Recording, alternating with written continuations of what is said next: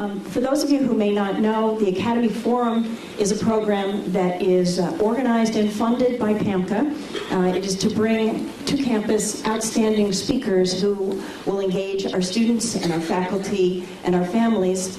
And it is also our pleasure to be able to open it up to the larger community. So we welcome you all. We're really delighted that you've braved the elements to join us tonight. Before we get going with our program tonight, there are just a couple people that I want to thank for making it possible for us. First, Amy South. Amy, where are you? Amy's around somewhere. Amy is our community vice president. There she is in the back. She is ultimately responsible for the entire event tonight. Next is Lucy Botzik, and Lucy is in the doorway there. Lucy has executed every single detail for tonight. We have Trish Perlmutter. Trish has shepherded this program from the very beginning. And last but not least, Judy Polinovsky and Debbie Kozak, who make absolutely everything happen for us here at MKA. So thank you very much. So now, without further ado, it's my pleasure to introduce the headmaster of the Montclair Kimberley Academy, Tom Namick.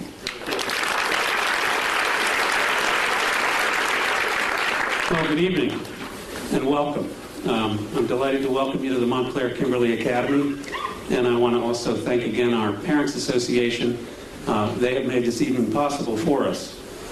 While the program is free of charge, it's not free of expectations for how we will conduct ourselves as an audience. I have a couple of things I'd like to ask of you. Please, there's to be no electronic recording, audio or video.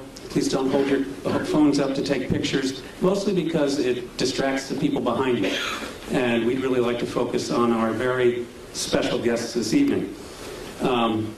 It's my privilege to introduce our guests, and I think they're well known to all of you, but I do want to say a couple things about them. Dr. Tyson has been a frequent guest on the Colbert Report, or rapport, I guess is the proper pronunciation. We're delighted that he's here, and we are also delighted and very grateful that Mr. Stephen Colbert has agreed to interview him for our benefit. Stephen Colbert, comedian, author, and host of the Colbert Report, is both one of the funniest and possibly the bravest comedians of our time. I want you to consider his performance at the National Press Club dinner in 2007.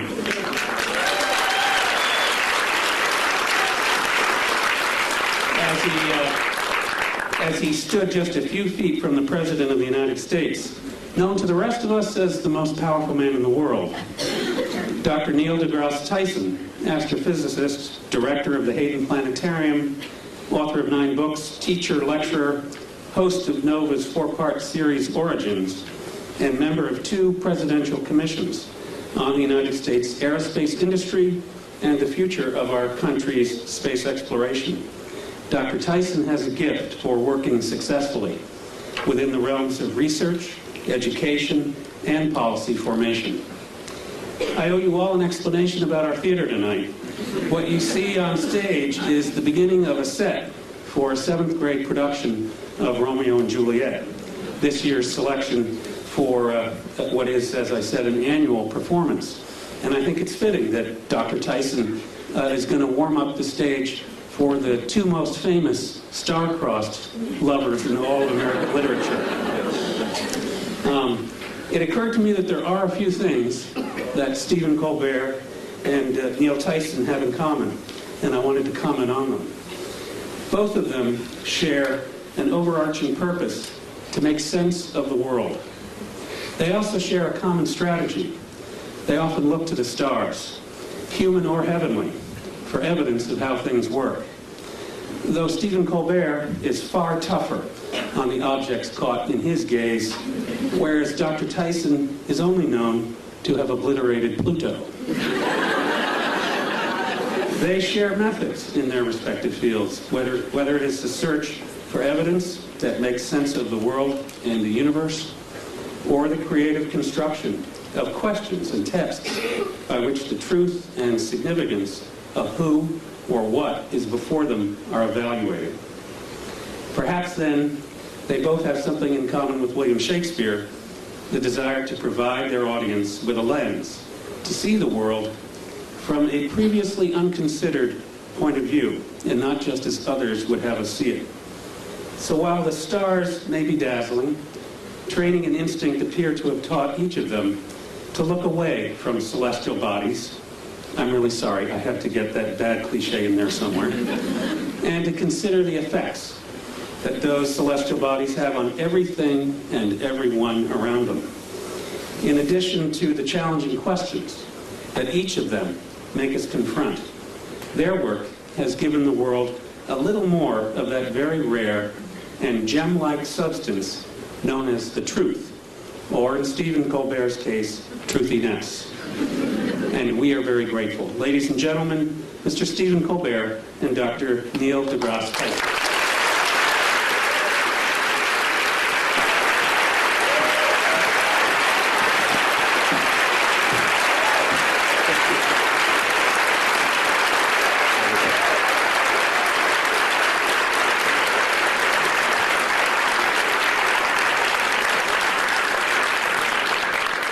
Romeo, Romeo, wherefore art thou, Romeo? I don't know. Neil, thanks so much for coming. Yeah, no, thank you. Mr. Dr. Neil deGrasse Tyson is, he's been on my show 6 times. And often when I come out to greet the audience before I do my show, they ask me, who's your favorite guest of all time? And I say, not just for volume, but it's Neil deGrasse Tyson. Because not only do I love what Neil knows, but I love that he loves what he doesn't know. Always interested in the next thing to learn. Oh, yeah. And always roll to whatever idiocy my character wants to throw on him. I think the only time I ever surprised you, as you told me a little while ago, was I asked you, should scientists go to Argentina or hike the Appalachian Trail? Yeah, I want people to talk about them. It's the universe talking I there. think we're a little out there. The universe amplifies. Yeah, that one, I missed that one. Yes, you'd missed that news story. Yeah. See, to go on a show, it's like the hardest interview ever. I have to I'm laden with current events just to mix with my science because I don't know where he's going to come at me. And I got to be ready with 7 tennis rackets to hit it back. And I'm upset because that one news story, remember with the guy, was it South Carolina guy? Who remembers? He goes to Argentina and becomes well known for having done so. And you asked me straight out, should scientists visit Argentina more often to become better known? And it just went, you aced me on that one. You're welcome. Now, Neil, we've got a lot to talk about tonight. Yeah. A lot of subjects. Science is a big thing. But I want to start off with, this is not a bribe. I want to start off with... What's these chairs? I feel myself sliding. No. Exactly. When you first walked in, I said, oh, welcome to the barn raising. I realized we were speaking before the Amish tonight. Now it's going to make it tough to talk about science and technology.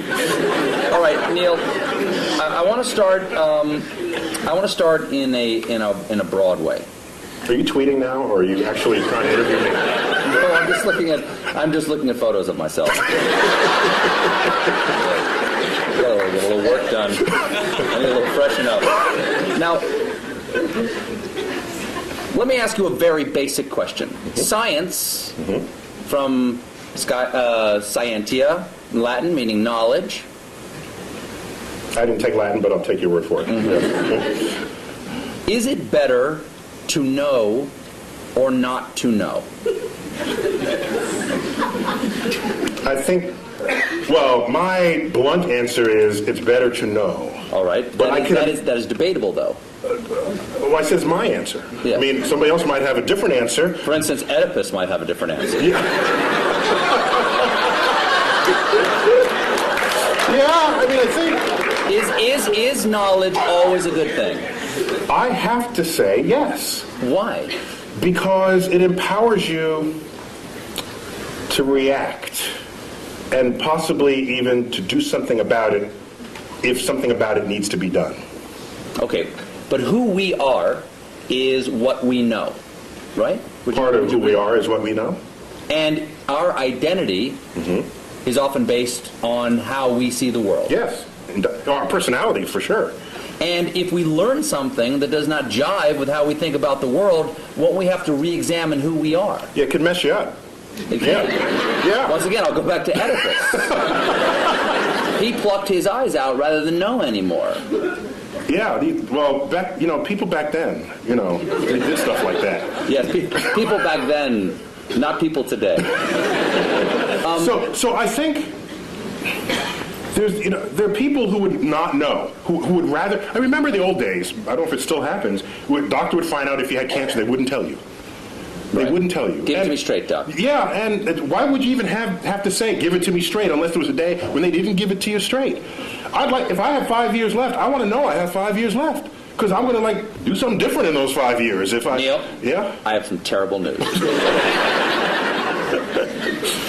But there are some people who don't want, there are some people who don't value science. And if they don't value science, are they valuing ignorance? Yes, but I will not pass judgment on them. What I will say is, if they are at maximal comfort in their ignorance, fine. Except that they will not be the participants on the frontier of cosmic discovery. They will be disenfranchised. Hello? Hello? I'm sorry, I've got a phone call. Hello? Sorry, I have to take this. Hello? My mic isn't working? Hello? Now who's in control?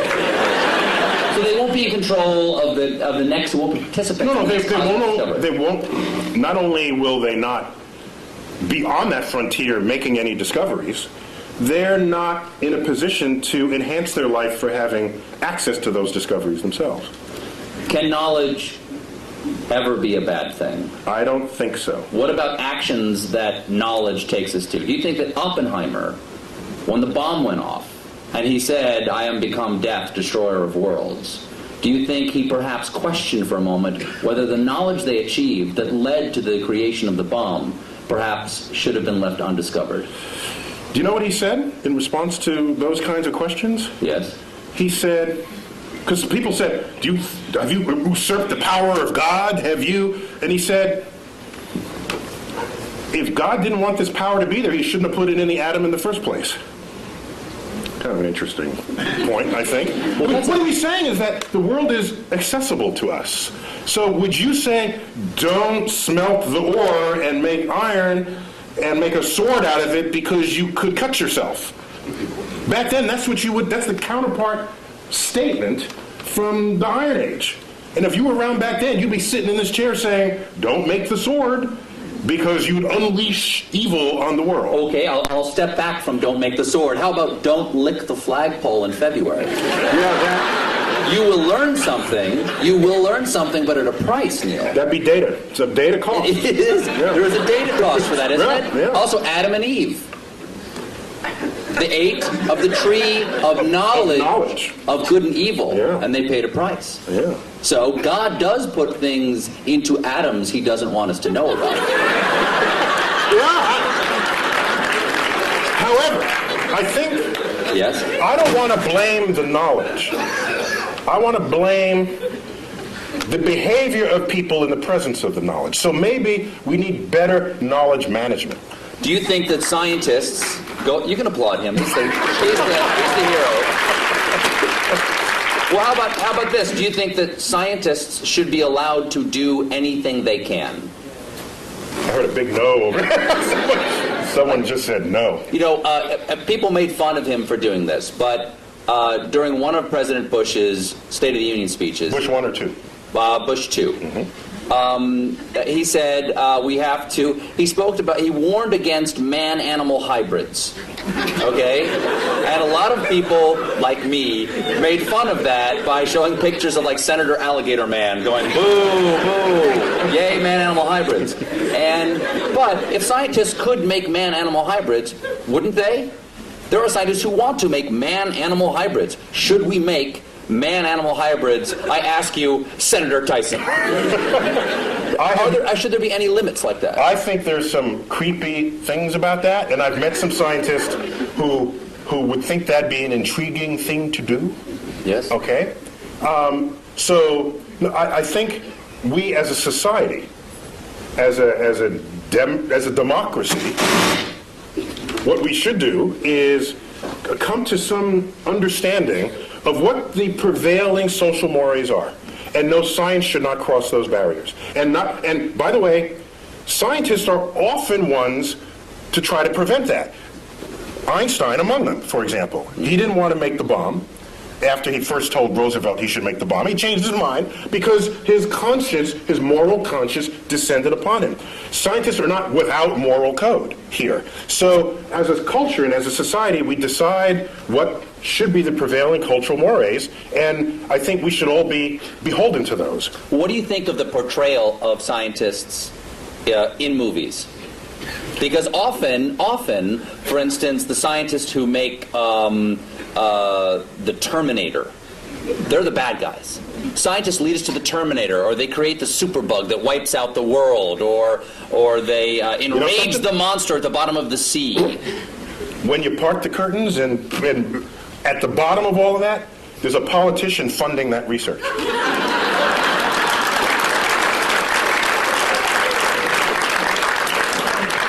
Is this working again? It is?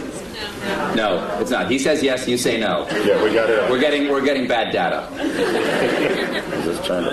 We're good. That was good. That's good? You're good. Oh, yeah. You're good. So scientists don't lead marching armies. Scientists don't invade other nations. Scientists, yes, we have scientists who invented the bomb. Yes, but somebody had to pay for the bomb, and that was taxpayers. That was war bonds. There was a political action that called for it. So everyone blames the scientists. We are collectively part of a society that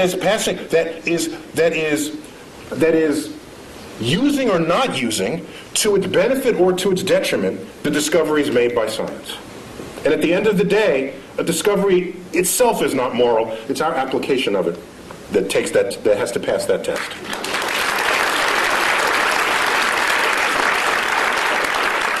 Would you agree that there's a distrust of science on a certain level in our country? I mean, unless it's, going to grow my hair back. Yeah, the right. Science... Or do other things to your anatomy, yes. Right, exactly. Yes. Science, exactly. Yeah. Science, I've gotten those emails. Science is sometimes distrusted because it is more complex than the average person can understand. I think that is the core of it. It's distrusted not because of what it can do, but because people don't understand how it does what it can do. And that absence of understanding or misunderstanding of the power of science is what makes people afraid of it. And so I remember back when they first split the atom, shouldn't split the atom, or shouldn't, you hear this at every discovery that happens in science. There's a mystery to it. For example, irradiated foods. In France, they call it frankenfood, all right? Which is kind of a cute word when you think about it. Yes. But it makes food last longer, and you're healthier for it. You don't get sick from it. And so from it turning bad. In fact, NASA does it all the time. NASA can make a slab of meat. You wouldn't necessarily put this in your refrigerator, but NASA can make a slab of meat that'll last 30 years. I tasted it. And? Delicious? No, it was, there's some some restaurants' food reminds me of what that tasted like. But I'm just saying that just because you don't understand it doesn't mean it's bad for you. Go figure out how it works. That's why we need a scientifically literate electorate, so that when we go to the polls, you can make an informed judgment. And you can draw your own conclusions rather than turning to a particular TV stations to have your conclusions handed to you. Now, Arthur C. Clarke. Comedy Central accepted. Exactly. Okay. Arthur C. Clarke's famous dictum about sufficiently advanced technology. Yes, it is. Arthur C. Clarke had several laws of culture and the world, one of which was any sufficiently advanced technology is indistinguishable from magic. So, if something gets too complex for the average person to understand, It's magic. It's like magic. And you have powers that I don't trust because I don't know what you're going to do with it next. Whereas if you understood how it worked, you'd say, "Hey, give me one of those." I mean, that's how that would work. That's how that plays out. do you think that's where the debate over? I think that's where the debate over evolution and creation science comes. Is that the complexity of evolution is so grand that it is hard to conceive of how the incremental changes come. And once something becomes so complex that I can't understand it, there's nothing between that and God saying, let it be. Well, one of the beauties of evolution is that complexity does not come about from complex ideas. The ideas are actually quite simple. And you can show on a computer how those simple forces can generate complexity given enough time and enough variation in environment, which is just what the history of the Earth supplies. So science literacy is an important part of what it is to be an informed citizen of society. Let's get away from our understanding of science, or lack thereof, and get to science itself. Okay. Okay. I'm with you. Here's a transition from talking about us mixing science and religion and getting back to science. Mm-hmm. God is truth, people think. Mm-hmm. Okay, some believe God is truth. Truth is beauty.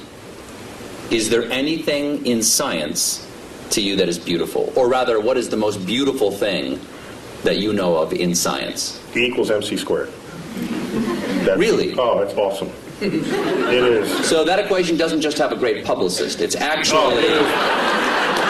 Because everybody knows it, but also everybody knows Coke. You know, it's like Right, the yeah. Coca-Cola of science. Yeah, you learn E equals MC squared before you even know what any of those symbols mean. You hear it in elementary school.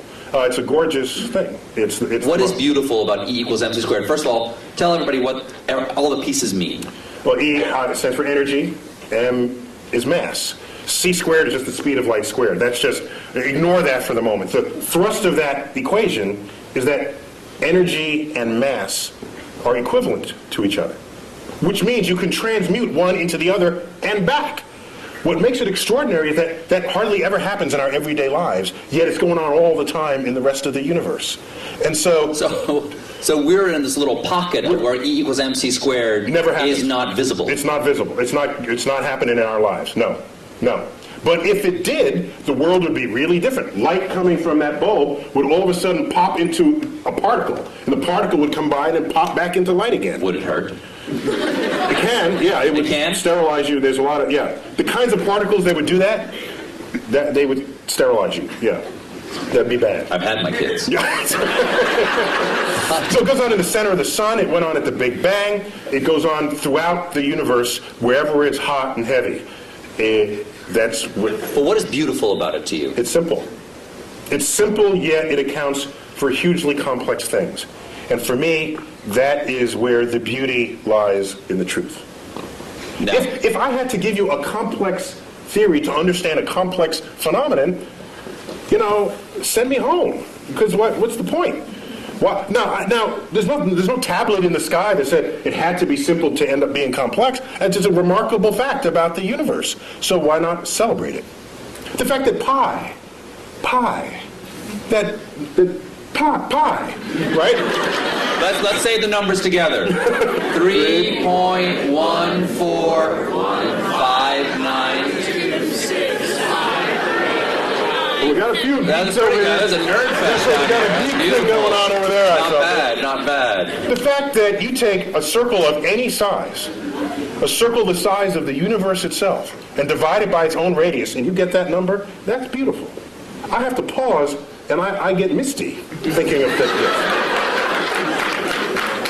I'm sorry, that's just another one, that the atoms and molecules in your body are traceable to the crucibles in the centers of stars that manufactured these elements over its lifespan, when unstable, on death, exploding its enriched guts across the galaxy, scattering it into gas clouds that would ultimately collapse and make a star and have the right ingredients to make planets and people.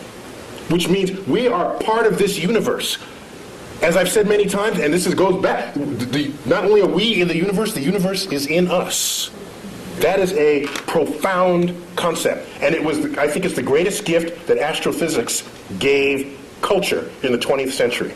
There's a research paper in 1957, and I say that because one of the authors just died, like 2 days ago, Jeff Burbidge. Burbidge, Fowler, and Hoyle. One of the most famous research papers that no one ever heard of. You know why, I think?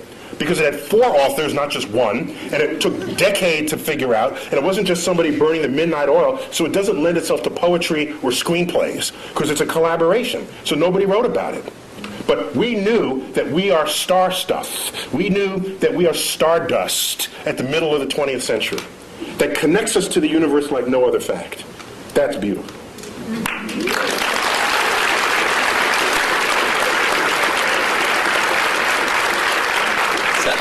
Sounds like you have written poetry about it. Once it gets in you, you have, the only way it comes out is poetically. No! You write poetry. You write sonnets. I don't know if they're sonnets, but occasionally a word rhymes in it, and I don't know what to call it. But sometimes if you feel deeply about something, I think the greatest poetry, not that I'm an astrophysicist, right? That's my disclaimer. Mm-hmm. But some of the greatest poetry is revealing to the reader the beauty in something that was so simple you had taken it for granted. That, I think, is the job of the poet. And so, the simplicity of the universe, which started this part of our conversation, I think, if it doesn't drive you to poetry, it drives you to bask in the majesty of the cosmos. So what drew you? You said that this is the beauty of astrophysics, or the gift that astrophysics gave us in the 20th century. What drew you to astrophysics? Take us to Neil deGrasse Tyson before he's an astrophysicist. Take us to who you are now. I'm living in the Bronx, which in vernacular would be the Bronx. And I'm in a building... Not a lot of stars. No, there's like a dozen or so in the night sky. So you do not have a relationship with the night sky as a city dweller. And my parents, I have a brother and a sister, they would take us to, each weekend we'd go to visit museums and other sort of cultural things in the city. And one of those weekends we went to the Hayden Planetarium, the local planetarium, the one right there in Manhattan. And you sit in the chair, and the lights dim, the stars come out, and I said, "Oh, that's a nice hoax, that can't be real. I'll enjoy it while there's it, but that's fast. They think there's that many stars up there. Like, what kind of, are they pulling my leg?" And a couple of years later, I go out to Pennsylvania in another trip that we took, and I looked up at the night sky, and what persists to this day, and what is an embarrassingly urban thought, I look up at the night sky from the finest mountaintops in the world, and I look up and I say, it reminds me of the Hayden Planetarium. It's embarrassing. See, I beg forgiveness. Wow. But so strong was that imprint that I'm certain that I had no choice in the matter, that in fact the universe called me. And I wonder that if I'd grown up on a farm and the universe and the sky was just always there, I wonder if that would just have become wallpaper to me, and I wouldn't have then been struck by it as I was at age 9. I'd never known anything of it. And then it just slaps you in the face. And from then on, I was hooked. It took 2 years for me to figure out you can do that as a career. But starting at age 11, you asked me, that annoying question adults ask kids, what do you want to be when you grow up? I heard a comedian say, you know why they ask? Because they're looking for ideas. Paula Poundstone said that. If you had asked me from age 11, what do you want to be when you grow up, I would have told you flat out astrophysicist. And my whole life aligned to that. Got a telescope, got a camera, photographed it. All my science fair projects, one was getting the spectra of the sun and analyzing features in the spectra. I built the spectroscope. So I was like nerd kid, card carrying.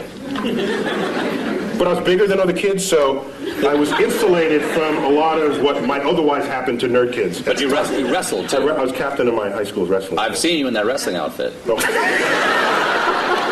You can rock a singlet. Well done. Now, singlet is what you call the one-piece... they know. No, okay. So...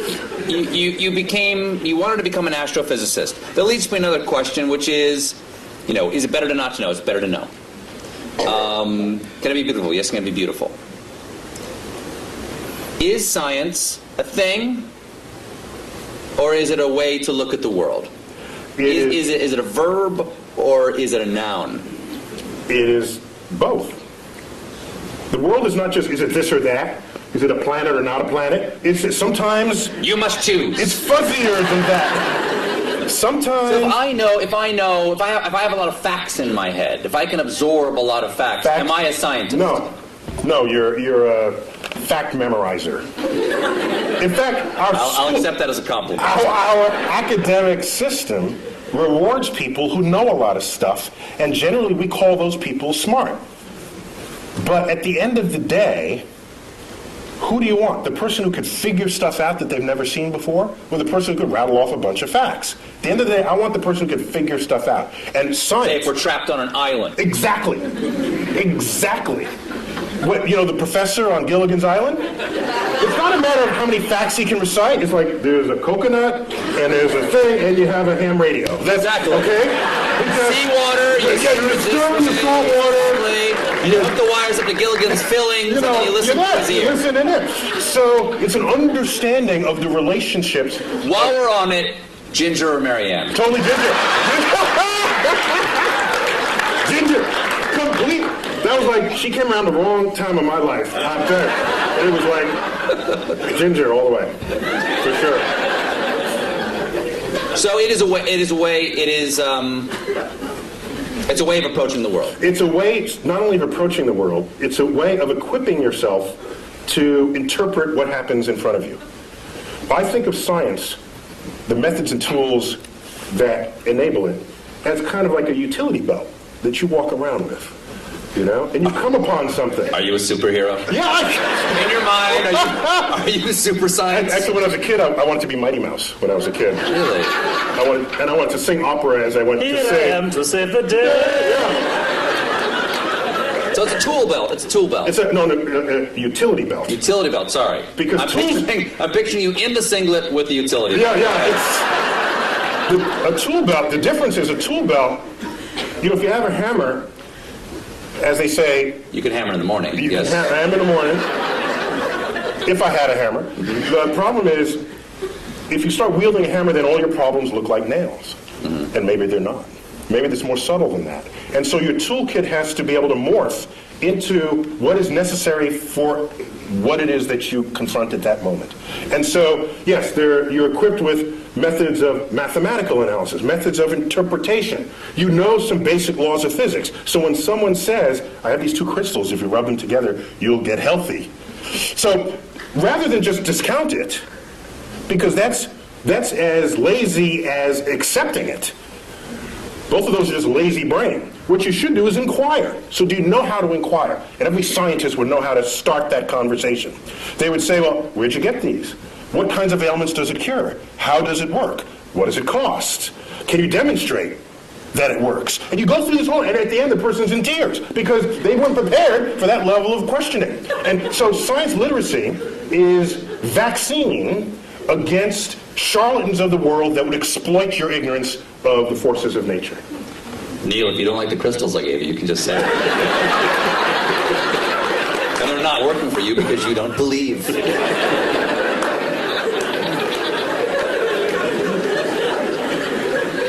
Is there any science fiction you admire or that you enjoy? Or do you see the holes in science fiction and go, I can't enjoy that? Of course he would know the effects of a neutron star. He doesn't know tidal forces? Do you have that problem? He's got that right. He's got that right. Do you have that problem? I only have the problem if the movie is marketed for its accuracy. Number one. Number two, they got to get some basic science right. After that, I'm okay. So, for example, in the latest Star Trek movie, they had this liquid. The red matter. The red matter, thank you. Release the red matter. Release the red matter, and you drop it into the core of a planet, and it turns a planet into a black hole. I thought that's kind of cool. What was a little weird was... Why didn't it turn the ship into a black hole? Well, no, because they had the special apparatus that surrounded it. And the apparatus did what? It's an anti-black hole apparatus. I'm okay with that. I was not losing sleep. That didn't bug you? Over what held the black hole. I didn't have an issue with that. But oddly, what I had an issue with was they needed this drill, which is a very cool kind of, that was the coolest thing I'd ever seen. Exactly. A drill, they would drill to the center of your planet, and they dropped I'd say, if that would turn a planet into a black hole from its center, it surely would turn a black hole turn into a black hole from its surface. So you just drop it on the surface. That would Kirk and Sulu fight on. I know, right? They had to fight on the platform. So I'm okay. I got angry with Jim Cameron about Titanic. That's how I got angry. Did I tell you? I didn't tell you the story. You did not. Oh, no, can I? I've never seen you this angry before. Just hold me back. I can't wait to see what you have to say about Avatar. You might turn blue with rage. Go on. So what was your problem with Titanic? There's a colleague of mine who saw Avatar, and he got home and he told his wife he wanted to paint her blue, and that didn't go over very well. Is she 10 feet tall? So, Titanic, you may remember, was marketed as a film of high accuracy because Cameron had funded this submersible to go down and it checked out the staterooms and the wall sconces and the china patterns, and so they reproduced that to detail. And so here they recreate the ship for the movie. Can you double check that? No, because he had the submersible. You just have to trust him, okay? No, you got to trust him. So now, the ship sinks, right? Did I give away the... You see the movie yet? I'm sorry. Okay, so the ship sinks. I do, I remember. You remember that, okay? Very sad. And it's Kate Winslet on the flow. Remember that?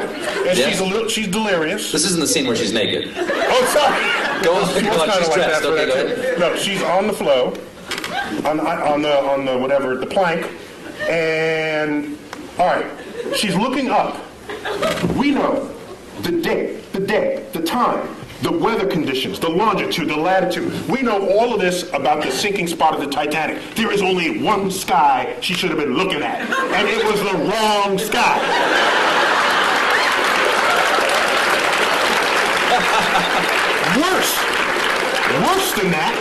Worse than that, the left side of the sky was a mirror reflection of the right side of the sky. So it's not only wrong, it was lazy and So odd. halfway through, they just might just flip it, No one will know.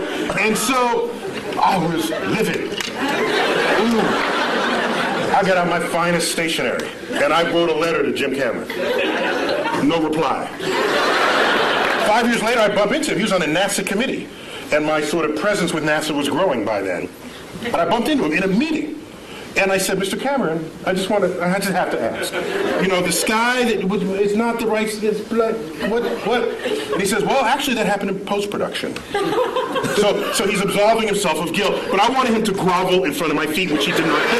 Now, wait. So I was angrier after that. Later on, Wired magazine honors him for Discoverer of the Year, Explorer of the Year, and they want to hold their party at the Rose Center for Earth and Space.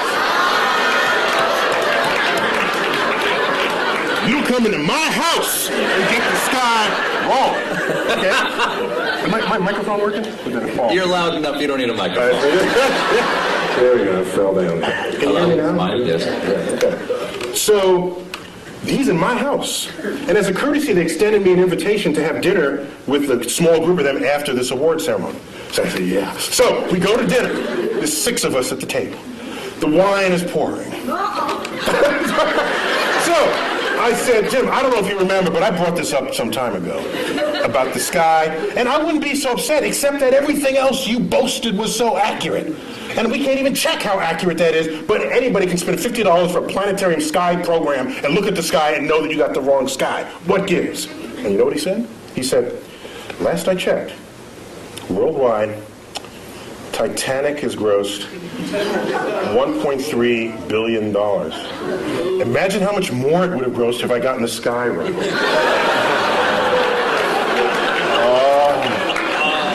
Oh, man. So sorry. That, if I had a tail, it would have been like between my legs, and I would have... And I think you won that conversation. No, actually I did. He retreated into his bank account. Here's what But happened. but that money will all eventually be gone, and he would still have gotten the sky wrong. Oh, that's an interesting point. That's right. The sky will Outlived even James Cameron. However, as dejected as I was, 2 weeks later I get a phone call. Forgot the guy's name. He calls me up and says, "Hello, is Dr. Tyson?" I said, "Yes." He said, I forgot his name, Johnny Smith. "I work in post-production for Jim Cameron. He is releasing a 10-year director's cut anniversary edition of the Titanic, and it will be adding new footage from the deck. And he tells me you have a sky that he can use."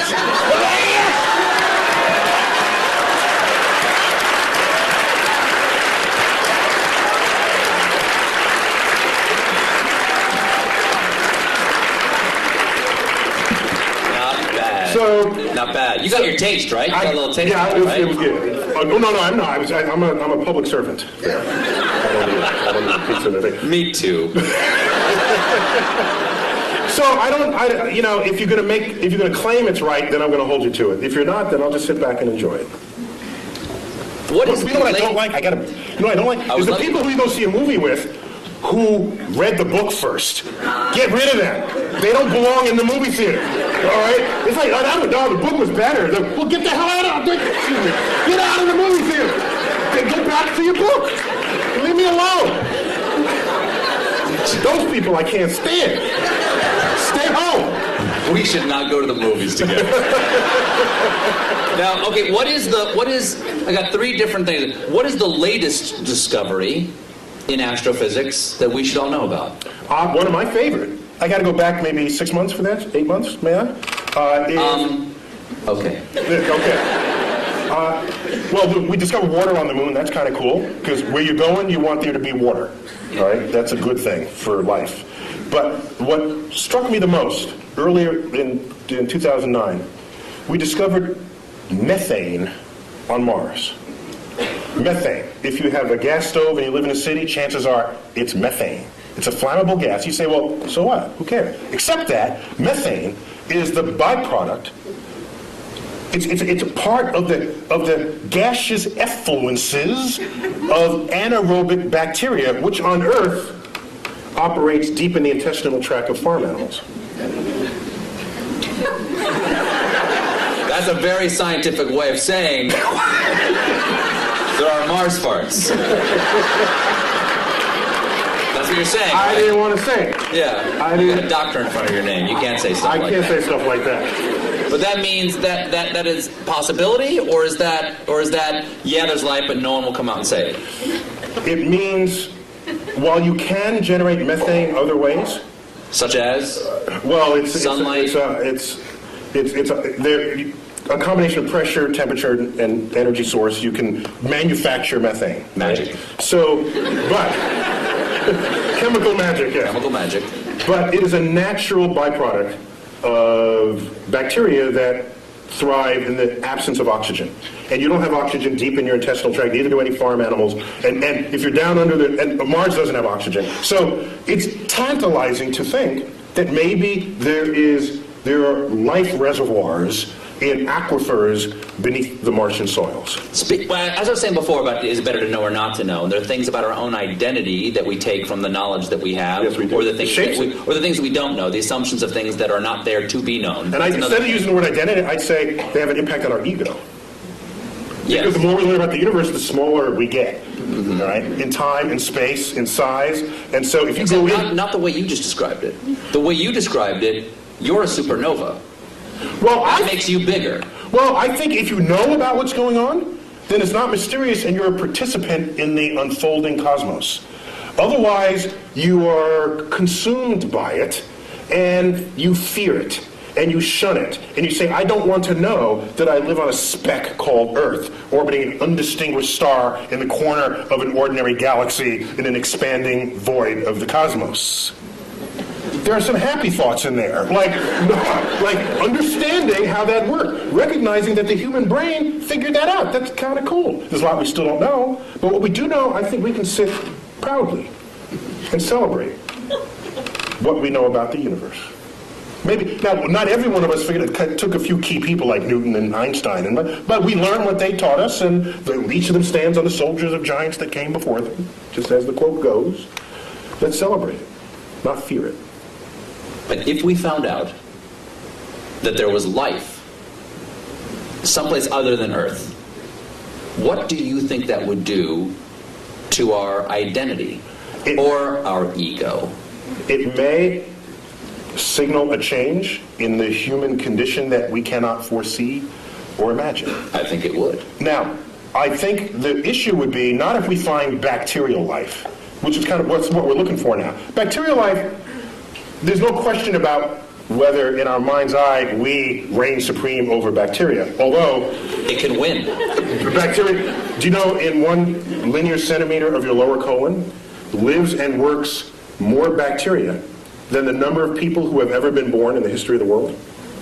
So in fact, we are just hosts for bacteria to lead their lives. So from the point of view of a bacteria, we're just a place to live, a dark, warm place to live. But we're a planet, and they don't believe there's bacteria in any of the other planets. that'd be an interesting sci-fi novel. So the real issue is, if we find life on another planet that's smarter than we are, that would totally mess with our ego. That'd be the last, nail in the coffin of our ego. That used to be, well, we're humans, and we're on Earth, and Earth is small, and sun is insignificant. That'd be the last one, and I don't know how we'd be able to handle that. Do you think that there have been discoveries that have happened? For instance, I have heard discoveries that have changed our point of view about the universe that we are not aware of, that they've changed. In other words, the change has been so gradual, we don't realize we see the world differently. Has E equals MC squared, because that's coming up on 100 years? I'll tell you. Yes, it is, actually. Well, no, we're past the age. Last year was 100? No, 1905, so 2005. Okay. But so I got one for you. Has that changed us? I got one for you. In the 1920s, which was a watershed decade in the history of science, in that decade, we discovered that not only our galaxy, the Milky Way, is not the only existence of anything in the universe, that there are other Milky Ways out there. That recently? 1920s. Was it just the optics didn't exist for that? We needed a big enough telescope, and Edwin Hubble wielded all the glass that necessary to accomplish that back in the 1920s. He said Hubble, before the telescope, was a man and had his own telescope, the biggest of its day, and he made that discovery. That there were these spiral fuzzy things in the night sky. We thought they were just local to us. They're whole other systems of stars. 100 billion stars unto itself, outside of our system. Not only was that discovered in 1926, 1929 he discovers that the universe is expanding, which means it may have had a back then, it may have had a beginning. If it's expanding, that meant it was littler in the past. Well, there must have been a day when it was all together in the same place. Thus was born the Big Bang. Okay, so now, also in that decade, quantum mechanics, quantum physics was discovered. That is the science of the small, the science of electrons, protons, neutrons, particles, nuclei. At the time, you'd say, this is just physicists burning tax money. Because who cares about the atom? I got my horse to feed. I got kids. You got issues in society. Yet it's quantum mechanics that is the entire foundation of our technological revolution. There would be no computers. There would be none of what you take for granted, your iPod, your iPhone, cell phones, the space program, without our understanding of the laws of physics as they operate on that atomic and molecular and nuclear level. And so the chemist has no understanding of the periodic table of elements without quantum mechanics. To them, it's just a list of elements. Quantum mechanics tells you why this column is there, and that's there, why this mates with that, and why that makes a molecule with that. That's quantum mechanics, and it's unheralded. You ask me, is there any discovery that has changed how we live? It is quantum mechanics. And I make this point because I'm ready to... Today, you hear people saying, why are we spending money up there when we got problems on Earth? And people don't connect the time delay between the frontier of scientific research and how that's going to transform your life later down the line. All they want is a quarterly report that shows the product that comes out of it. That is so short-sighted that that's the beginning of the end of your culture. So it's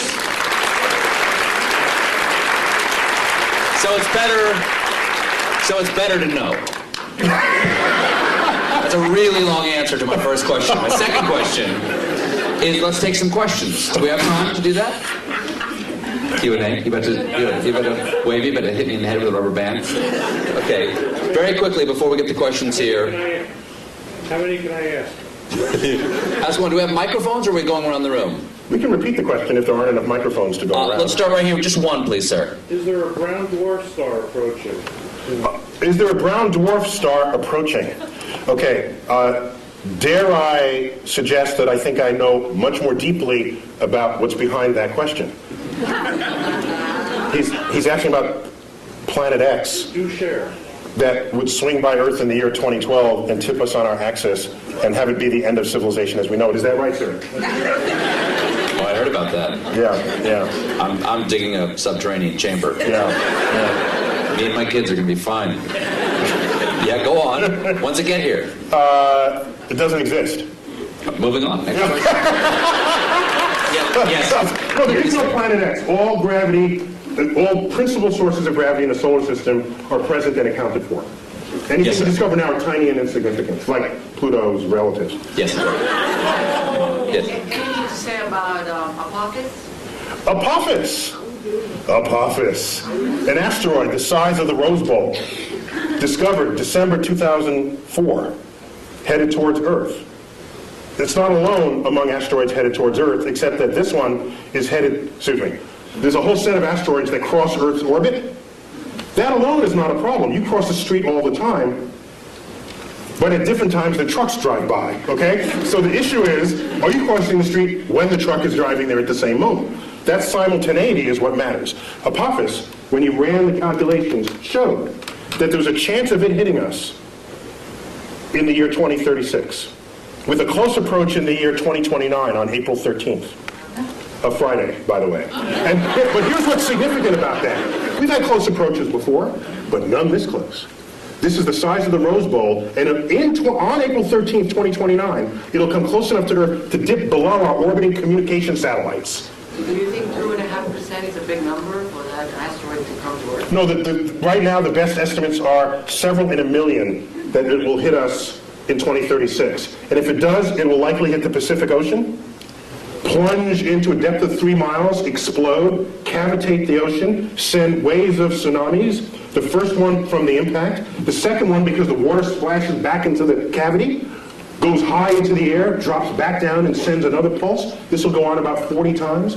There'll be multiple tsunamis. I was just on the Santa Monica beach 2 nights ago, because Santa Monica is the first city to get hit, because it's the beeline right up from Santa Monica, 600 kilometers into the Pacific. 5-story tall tsunami would take out the entire west coast of the United States. But nobody has to die, because we know this well in advance. But I think 2 people will die. The stupid surfer who wants to surf that tsunami, we know people like this, right? You see them. And you know who else? Of course, the weatherman who wants to bring the camera guy closer. Can you see the waves hitting the shore? Okay, take him out too. We don't need either one of them, and then we'll get on with it. That would make a great James Cameron movie. Yes. Tonight there's a wolf moon. Can you explain what that means? What's a wolf moon? Okay, each full moon of the year has a name, and there are regional variations among those names.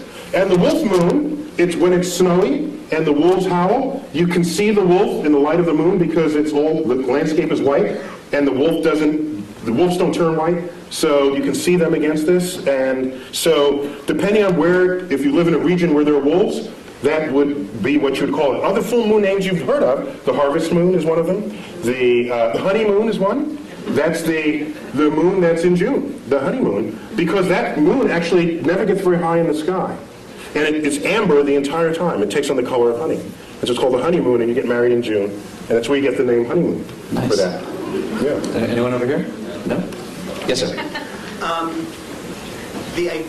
I think, in astronomy, probably dark energy was sort of a real game changer about 10 years ago, the discovery that the expansion of the universe is speeding up. If there's a game changer in the next 20 years, what is it? The question is, dark energy, he said 10 years ago was like a game changer. Can I foresee any game changers on the horizon? Well, it turns out dark energy was not as much of a game changer as you might think. because we already had a slot for it in Einstein's equations. We already had a placeholder. No one had ever measured it before. So we just assumed it was zero and got on with life. The moment it was discovered, we said, hey, now we can stick it in the equation. It's like, whoa!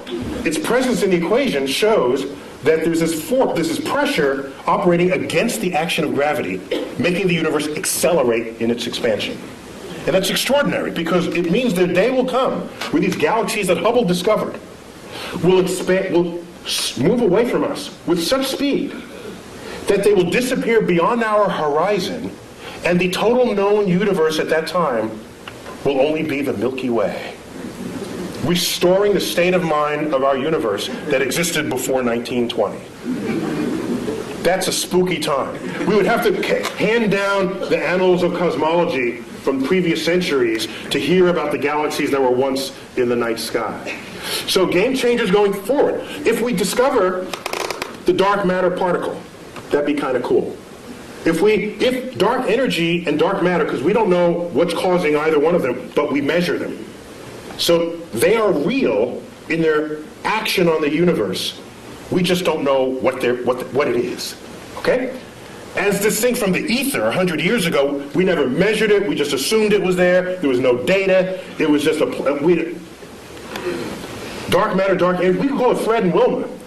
Don't think it's matter or energy. We don't know what it is. Don't let the name fool you. I'll henceforth call it Fred and Wilma. Okay? So with Fred and Wilma, these two things, it may be a game changer. Once we figure out what it is, it's a new particle that then we can exploit to our benefit. In the same way our understanding of quantum physics enabled us to exploit the behavior of atoms and nuclei to our benefit. So a new kind of physics would transform how we live. Yes. That's one way I think about it. Is Pluto going to be excised, so not just because you send it out, but because the ice will expire quickly? Will Pluto not only be humiliated by Neil deGrasse Tyson? You may not know this. That's not the word she said. She used that word. Excised from the family of planets. Neil was on the group that gave the recommendation that Pluto be demoted, correct? We thought differently about Pluto's identity than Pluto did, and other supporters of it. We just grouped it with other icy bodies in the outer solar system that, at the time, were being discovered. Don't shoot the messenger. Pluto was alone for 65 years, and so you can't have a category of one. That doesn't work in science. You need a few things to make a category. So he's okay. It wasn't a category, though. It was a planet.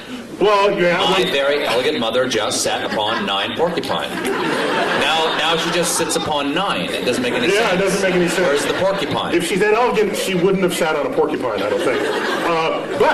So once we found other icy bodies, all we did was group them together. We said, Pluto, we found family for you. In fact, we think you're happier there, because now you're one of the biggest icy bodies. And rather than a pipsqueak planet. You sent Pluto to a farm upstate to run and chase rabbits, is what you did. It's much happier there, kids. It's happier there. And I didn't do this alone. Is there a supergiant beyond Pluto that pulls comets in? Is there a chance there's something out there that's drawing? There was a hypothetical star, which is related a little bit to what led to this invention of this. The brown dwarf that you won't talk about, but you and I know, yes. Yeah. There was come down to the bunker, too.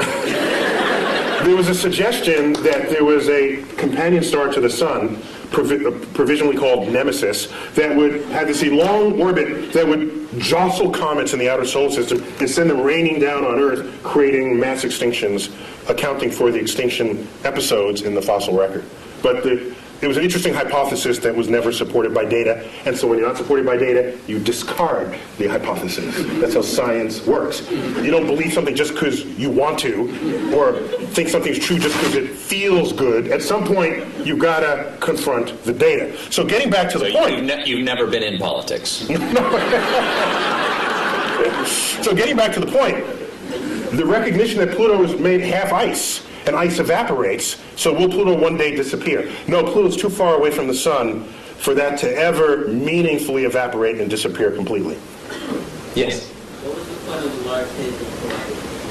What was the plan, did you The say? point. The point of What the Large Hadron was the Collider. point? He speaks in past tense as though we're done with it. Okay, We what just is? turned on the switch, the Large Hadron Collider in Switzerland. The point of the Large Hadron Collider was to embarrass America, to make us feel bad that we didn't have our collider built back in the 1980s when it was first funded. That's the whole point of the Large Hadron Collider. It's Europe saying, ha, gotcha this time. Now, apart from that ego bit, it's to probe nature on levels of energy never before seen. And right now it's practically impossible to discover a new law of physics on your tabletop. We've been there. We've done that. And almost the entire history of physics is go to the edges of your points of exploration and then take a step beyond that. You're bound to discover something new. It's like climbing the next mountain, crossing the next valley. So, the Large Hadron Collider, the energy inside that particle accelerator will exceed the energy of all accelerators that have ever been built before, probing nature as never previously imagined. What is the Higgs boson? Higgs boson, that's a particle proposed that you can think of it as a kind of it's like think of it like molasses. Okay? Okay, not molasses. It's a field through which all particles move, and the interaction of those particles with that field endows them with the mass that we measure for them. It is granting them the property of mass.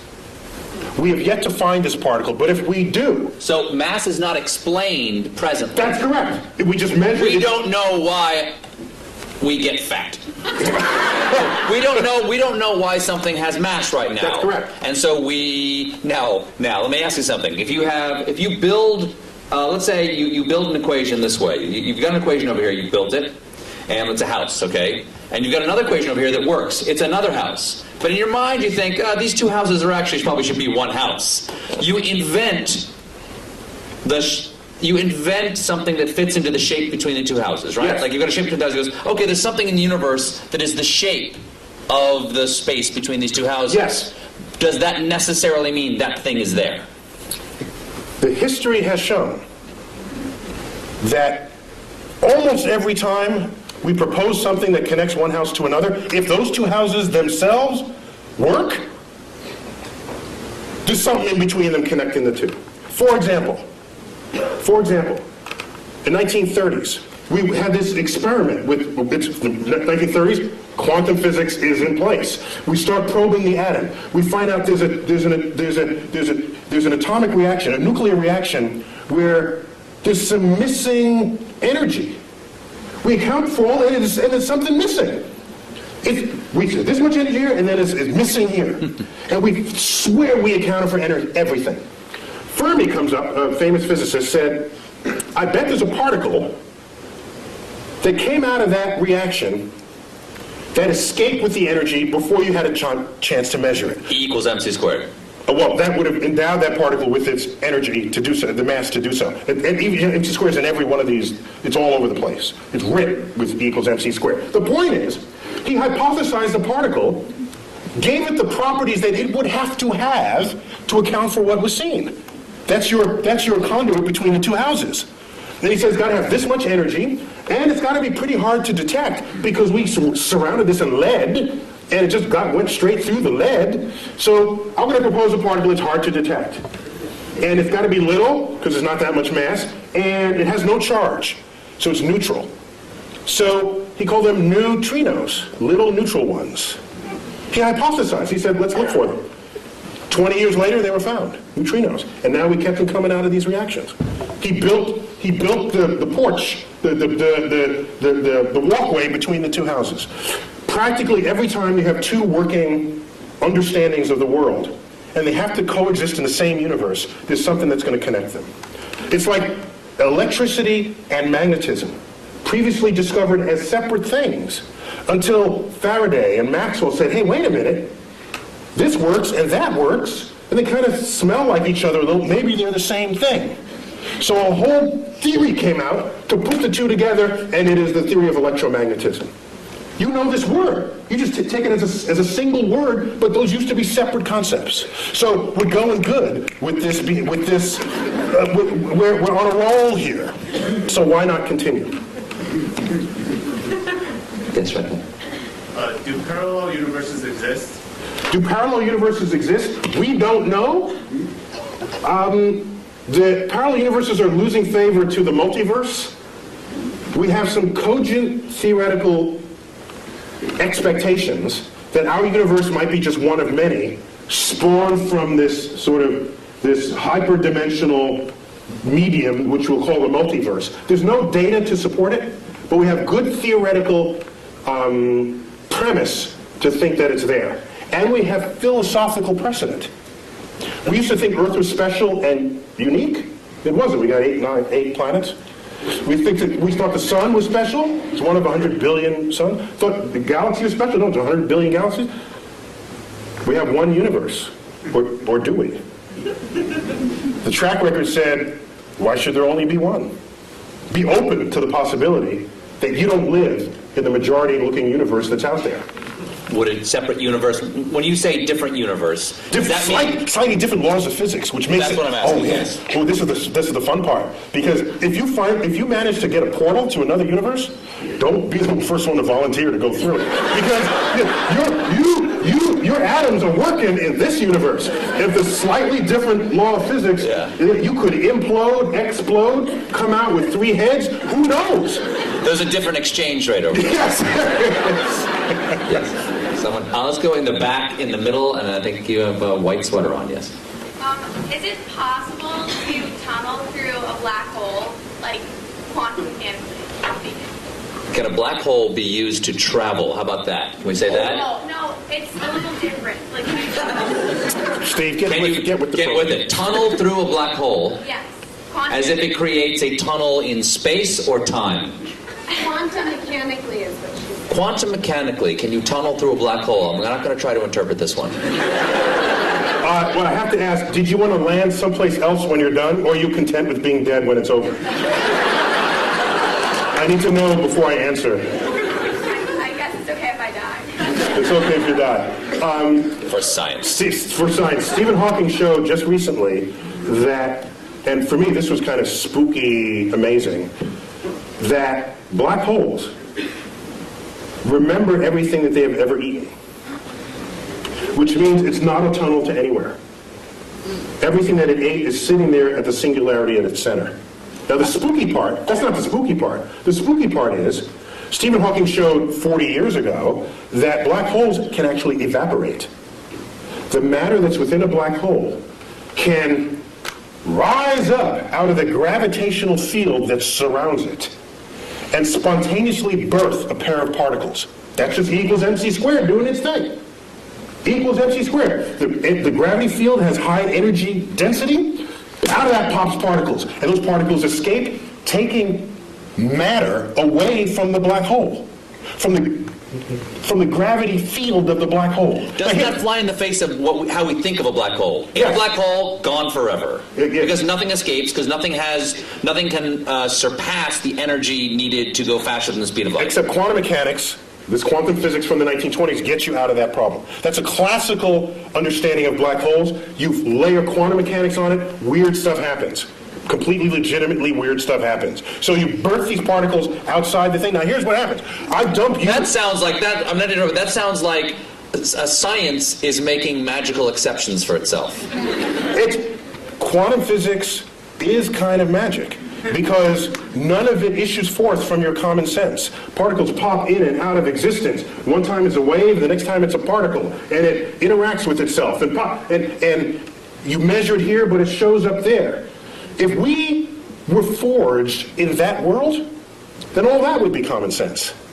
An equals mc squared would be a daily phenomenon. You wouldn't need Einstein to figure it out. You'd be learning it in elementary school. But that is a foreign universe to us. And so what goes on there, you are prone to say, that doesn't make sense. You know something? It's of no obligation to make sense to you because your senses didn't come out of that universe. Out of that universe of tiny particles. We don't live there. If you let something go and it drops, you say that makes sense. If you let something go and it goes up, you say that doesn't make sense. In quantum world, that happens all the time. It would make sense in the quantum world. So I submit to you that if I take your body and dump it into a black hole, what Stephen Hawking showed is that all the particles that went into the black hole, let's say it's Stephen Colbert black hole, okay? No other contaminating bodies but your atoms in the center of this black hole. And I wait around, and out here in the gravity field, particles pop into existence. And I make a check, how many protons, how many neutrons, how many electrons, how many neutrinos. By the time this black hole is evaporated, it would have been every single particle that you were having fallen in the first place. Extracted out of the energy field of the black hole. So it remembers who you were even out in the gravitational field. That's spooky to me. Is the black hole now gone? Gone. Gone. Just it pops out of existence. Evaporated. It takes, by the way, it takes several trillion years for that, so don't wait around for it. It's that young man right there. How do you figure all this out? Okay.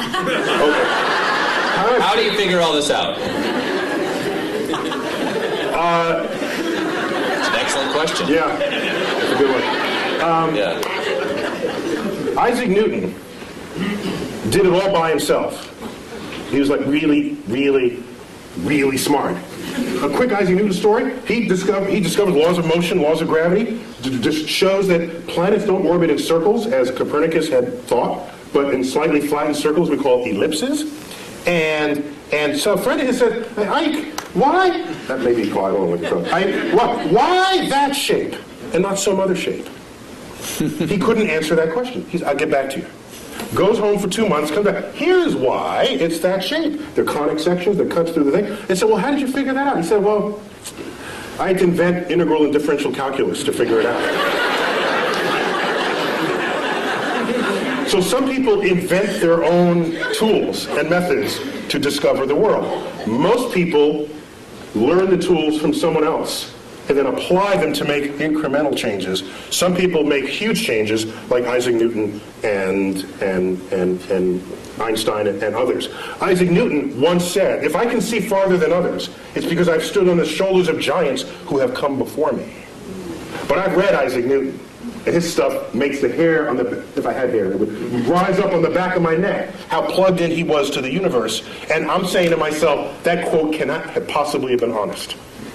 What it really meant, if I'd give that quote to him, I'd say, if I can see farther than others, it's because I'm standing among midgets, that's why. He can see farther than everybody else. In the case of Isaac Newton. I'm afraid we only have time for one more question. Yes, sir. Actually, that was a great segue to my question. You talked we organize this all for your question. Sir. Early in the evening, you brought up the ideas of scientific literacy and technology management. I'd like to hear your opinions on where the policy needs to go to make a positive impact in that area. Ooh. All right, Neil. Can you repeat that for everybody? The question is, we were talking earlier about scientific literacy and our approach towards science as a nation. In your opinion, and you serve on science advisory panels, yeah. Where do you think we need to go as a nation? What do we need to do to increase our scientific literacy? I'll answer two-pronged. One is, what do you do with your kids? And kids need to be able to explore freely. And if you look at most households, they're not designed for that. They're designed to have the kid not explore. The kid comes into your kitchen and pulls out the pots and pans and starts banging them. What's the first thing you do as a parent? Stop that, you're getting the dishes dirty. Yet these are experiments in acoustics. That's what that is.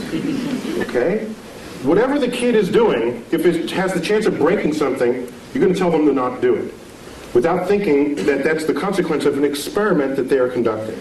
And every time the kid wants to do something, provided it doesn't kill them, it's an experiment. Let it run its course, even if it makes something messy. You agreed to have a kid in the first place? Fine, clean up after them. And when it open up...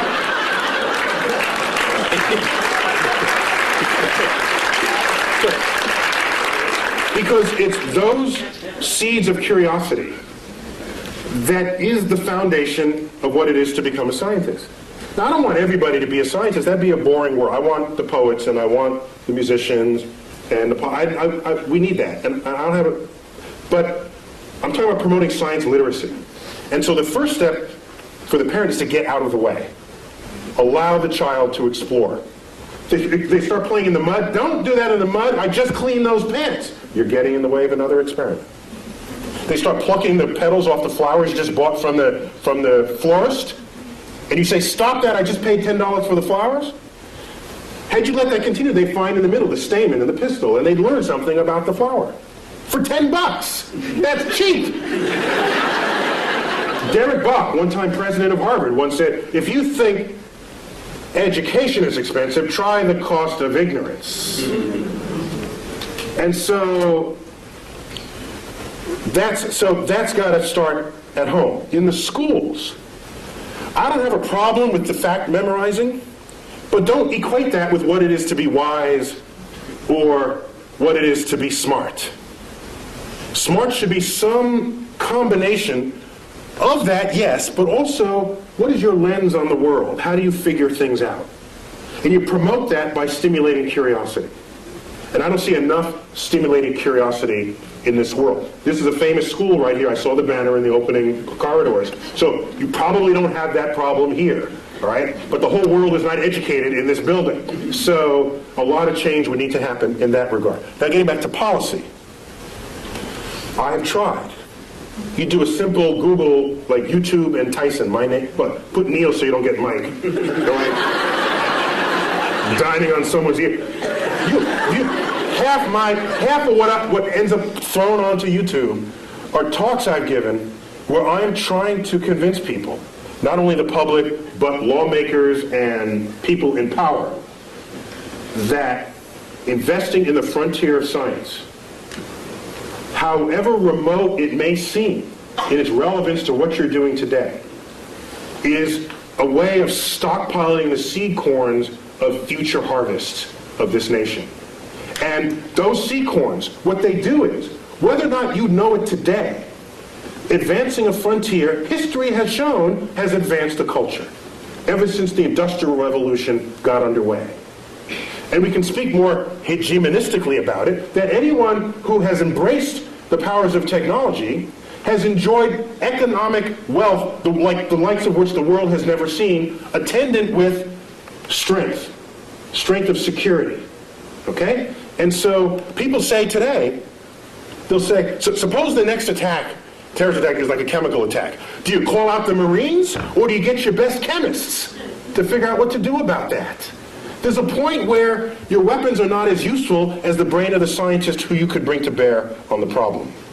And so I see science and technology and creative investments in it as the most significant infusion to our economy that could possibly be conceived. The problem is it's not going to boost the economy next quarter. It's got a time horizon longer than most people have the patience for, and most politicians have the re-election cycle to be tolerant of. So what we need is a longer view on those investments. I don't want to have NASA going hand in hand trying to get money to stimulate the frontier of cosmic discovery.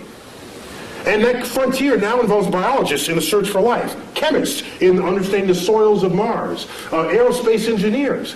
You know what I don't want to do? I don't want to stand in front of 8th graders and say, who wants to be an aerospace engineer so that you can design an airplane that's 15% more fuel efficient than the one your father flew? That's not going to get them. But if I say, who wants to be an engineer and design the airfoil that'll fly in the rarefied atmosphere of Mars, I'm going to get the best students in the class, and you know it. Because that's an exciting project for smart people to work on, motivated people to work on. And when you have them, they invent stuff. They discover things. They transform the culture in which we live on a time horizon that is not easy to just tell someone in a one-sentence soundbite.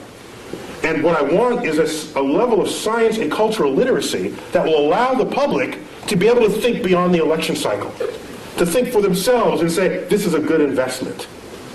How many times have you heard people say, if you're not among us here, why are we spending money up there when we have the problems down here? Have you ever asked how much money we're spending up there? Ask that question.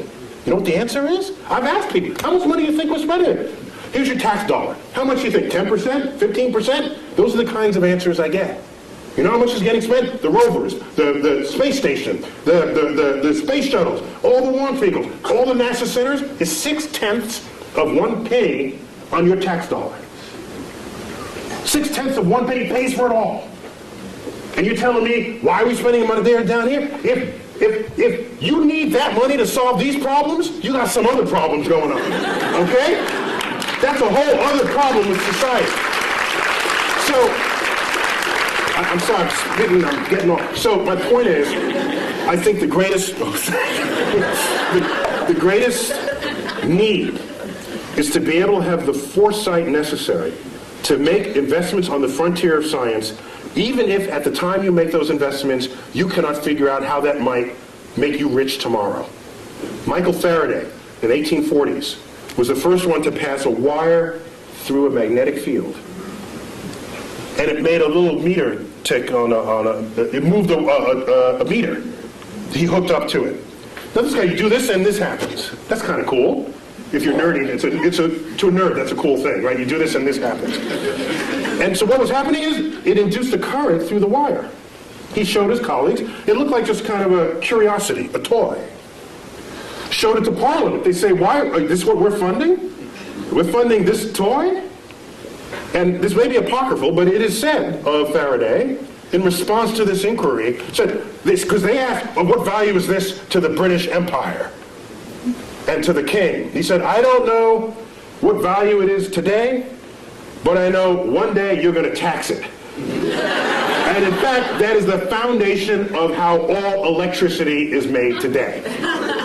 And it would take another 60 years before electricity would come to homes. But who could have known it at the time? I don't want to be left behind. I will not leave you behind. Last thing I'll say. Yes. Last thing I'll say. The biggest news story last year to me was not the methane flatulence. No.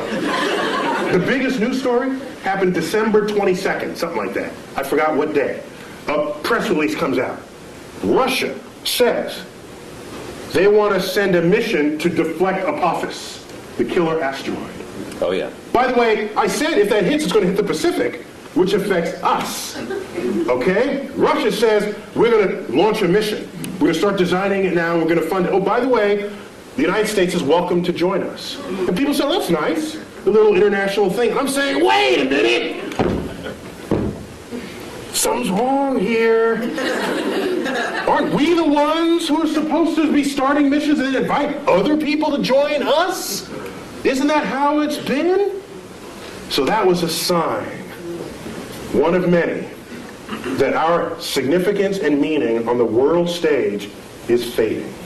And it's fading fast. And it's not a cliff, it's just a fade. And the day will come where the rest of the world just makes their own decisions about the future of their own space exploration and technologies. And we're sitting back saying, hi fellas, can we join along?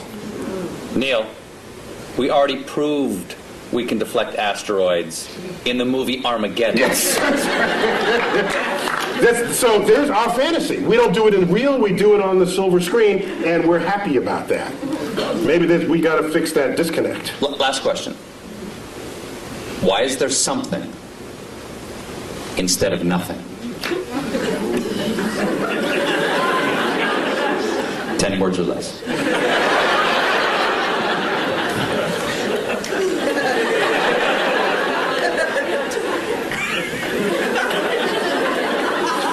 Just because.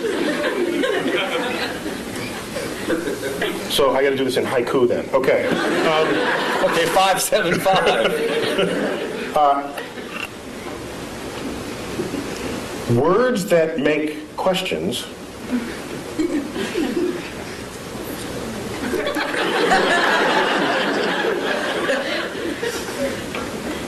may not be questions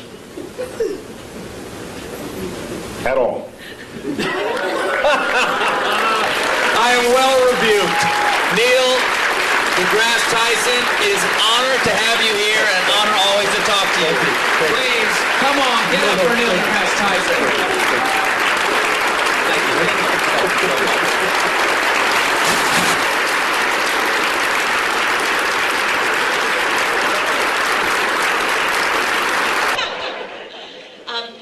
Tyson is going to be down here. He will be signing books until 9:30, so if you'd like to come down and have a book signed, feel free. And for the rest of you, thank you all for coming, and get home safe.